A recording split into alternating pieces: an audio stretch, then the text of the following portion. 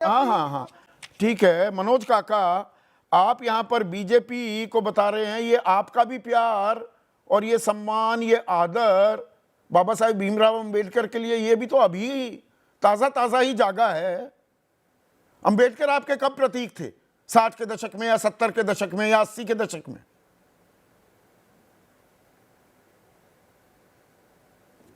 आपने बहुत समाचीन सवाल किया और आपके माध्यम से पहले तो अंबेडकर जयंती कल है, उसकी सबको शुभकामना और जय भीम। आपने अच्छा सवाल किया। जब बाबा साहब का देहावसान हो गया, जो अपने आप प्रारंभिक उद्बोधन में बता रहे थे 6 दिसंबर 1956 को, उससे पहले अक्टूबर में ही बाबा साहब और डॉक्टर लोहिया का संवाद हुआ था। और डॉक्टर लोहिया ने बाबा साहब को बताया कि हमारी जो अवधारणा है वो समाजवादी की, समता की, और वही अवधारणा आपकी है। हम ये चाह रहे हैं कि आपका विमर्श सिर्फ इस देश के दलित वर्ग तक ही सीमित रह के ना हो, बल्कि और गहरा हो, और पूरे देश के आप नायक हैं। और बाबा साहब ने डॉक्टर लोहिया को चिट्ठी लिखते हैं कि हाँ हम लोग मिलेंगे, लेकिन दुर्भाग्यवश बाबा साहब का 6 दिसंबर 1956 को देहावसान हो जाता है। हमारे हमेशा के अवधारणा में जो बाबा साहब की जो अवधारणा थी कि समता हो, बाबा साहब तो यही कहते थे ना कि हम ऐसे किसी भी धर्म को नहीं मानते जो कि व्यक्तियों में असमानता लाता हो, जो हमको छोटा बताता हो। बाबा साहब, जो आपने बात कही कि 1954 में बाबा साहब ने अपने अनुयायियों के साथ हिंदू धर्म छोड़ करके और बुद्ध धर्म अपना लिया। उन्होंने एनिहिलेशन ऑफ कास्ट में क्या लिखा? वही चीज लिखा जो आज भारतीय जनता पार्टी वर्चस्व की और एक जाति समूह के सामंत के संरक्षण देने की उत्तर प्रदेश में खास राजनीति कर रही है। मेन सवाल का जवाब तो दे नहीं रहे मनोज। सवाल ये है कि वो प्रतीक कब थे? ये तो अब याद आया। अब बाबा साहेब भीमराव अंबेडकर पिछली बार वो लाल किताब लेकर चले, थोड़े दलित आपके साथ आ गए, खास गैर जाटव दलित जो थे वो इंडिया गठबंधन में 56% आपको वोट देते दिखाई दिए। यूपी की ही बात कर रहा हूं, जबकि ये आंकड़ा 2019 में था 41% एनडीए को और सिर्फ 38% आपको। पर यह तस्वीर पलट गई, 29% गैर जाटव दलित गया एनडीए में और 56% लगभग दुगना आपको मिला। और इसीलिए रामजी लाल सुमन के मुद्दे पर आप पीछे जाने को तैयार नहीं, जबकि आप जानते हैं यह गैर जरूरी बयान था। आप इसे राजपूत दलित बना रहे हैं।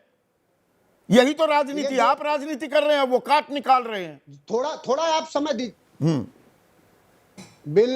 बिल्कुल, देखिए राजनीति का तो काम ही है ना, राजनीति का काम ही है कि हर तरह की जो गैर बराबरी है उसके समापन के लिए संघर्ष हो।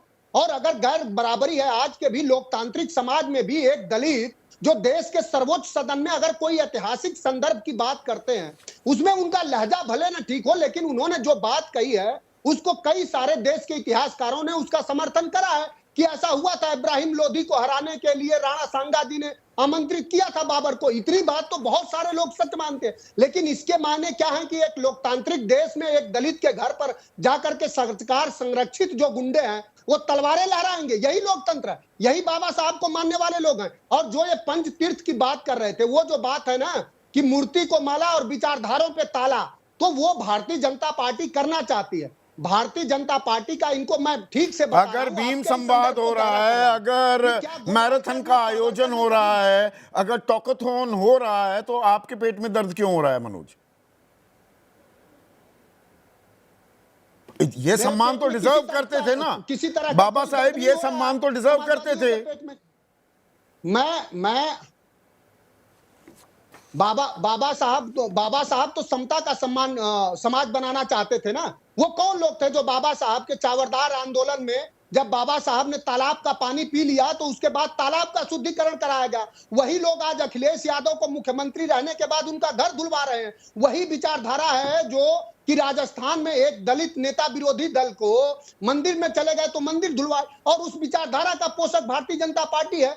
गोलवर्कर से लेकर सावरकर तक ने सभी ने बाबा साहब के लिए, जो बाबा साहब ने हिंदू कोड बिल लाया, ये आपके माध्यम से पूरे देश की माताएं बहनें जाने कि वो सिर्फ दलित वर्ग के माताओं बहनों के लिए थोड़ी लाया, वो तो सभी के घरों के माताओं बहनों को आज जो हक है वो बाबा साहब के हिंदू कोड बिल के द्वारा है। नहीं, उन्हीं माताओं बहनों को किस तरह से लोग दास्ता के उसमें व्यवहार में रखते थे, तो उस इतने बड़े नायक को भारतीय जनता पार्टी वो चाहती है कि अपने वर्चस्ववादी और मनुवादी में संविधान को मनुवाद के विचारधारा से जो ढकना चाहती है।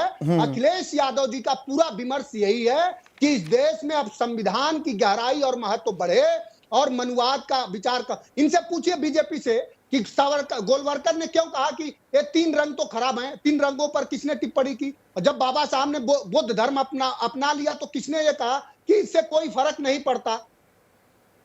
किस तरह के अपशब्दों का मेरे साथ प्रयोग किया गया था? ठीक ये है, तो मेरे तुम्हारे साथ एक जैसे और लोगों ने खास करा था। मेहमान जुड़ ये रहे हैं। समझ मनोज में एक सेकंड, अब रुकिए ना।